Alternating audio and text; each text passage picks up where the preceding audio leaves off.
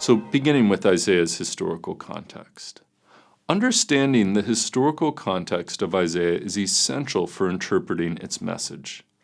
The book opens with the following superscription, which forces us to read the book in light of a historical era. It reads, "The vision concerning Judah and Jerusalem that Isaiah son of Amos saw during the reigns of Uzziah, Jotham, Ahaz, and Hezekiah, kings of Judah." The book opens by inviting us to interpret its message during the reigns of these kings. The only repeated word in that verse is Judah. So what is Judah? Judah was one of the 12 tribes of Israel, but over time, Judah became the title of a nation of the southern kingdom. Here's the backstory to that. In 930 BC, just after the reign of King Solomon, God divided a unified nation of 12 tribes into two. 10 of the tribes from the north became its own nation with its own king and its own capital cities. This northern nation of 10 tribes came to be called Israel or Ephraim. To the south, there were 2 tribes, Judah and Benjamin, which came to be called Judah as a nation. Judah is where Jerusalem was, and was the nation over which the Davidic king would reign.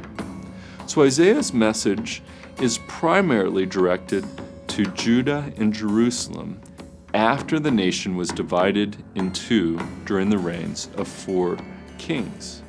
What do we know about these 4 kings? As for King Uzziah, who's also known as Azariah, and then his son Jotham, we know that they brought great peace and success to Judah during the middle part of the 8th century BC. So part of Isaiah's time was prophesying during a prosperous time in the 8th century in Judah. Following this, King Ahaz and King Hezekiah of Judah faced a number of threats from surrounding nations, including the Empire of Assyria. There are 3 major historical crises which the book focuses upon. The first crisis took place when Aram and Israel, which were nations to the north of Judah, they formed a coalition to come against Judah around the time of 735 BC. An entire story is devoted to Aram and Israel coming against Judah in Isaiah chapter 7.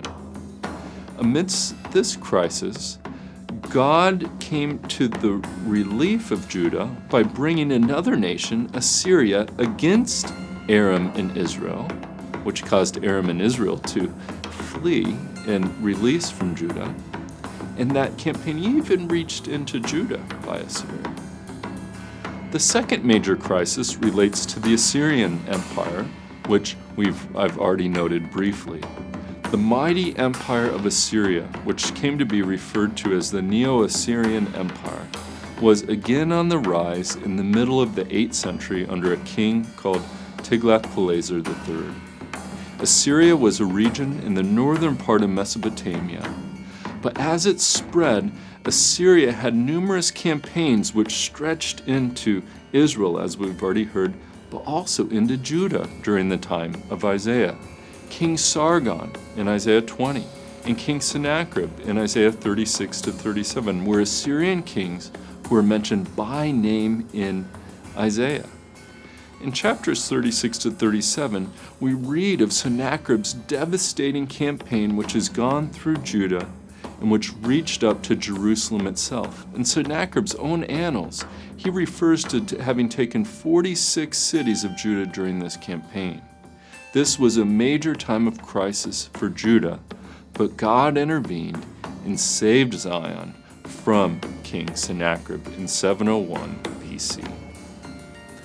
So, following the Syrian crisis, which brought a major threat against Judah, there's a third crisis that arises during the era of the Babylonian Empire.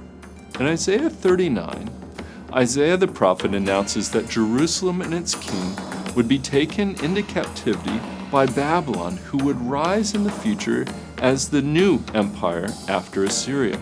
Babylon, this would have been a major crisis, and we read about this taking place in books like Jeremiah. So many prophecies that we find in Isaiah 40 to 55 speak to those who would have been taken into exile by Babylon from Judah.